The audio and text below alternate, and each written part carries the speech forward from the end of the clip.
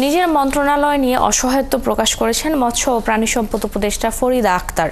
তিনি বলেন, দেশের হাওর-বাওরের সমস্যা সমাধানের রাজনৈতিক দলগুলোর জাতীয় পর্যায়ে সংহতি প্রয়োজন। মঙ্গলবার দুপুরে ঝিনাইদহের কোটচাঁদপুরের স্থানীয় জেলে সম্প্রদায় ও মৎস্যজীবীদের সাথে মতবিনিময় সভায় তিনি বলেন, তারা জেলেদের মন্ত্রণালয়, কিন্তু দেশের হাওর-বাওরের মালিক ভূমি মন্ত্রণালয়।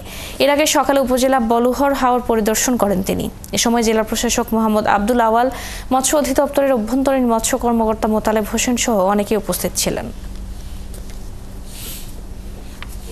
নিজের মন্ত্রণালয় হিসেবে আমাদের মাঝে মাঝে খুব অসহায় লাগে, আপনাদের মতোই।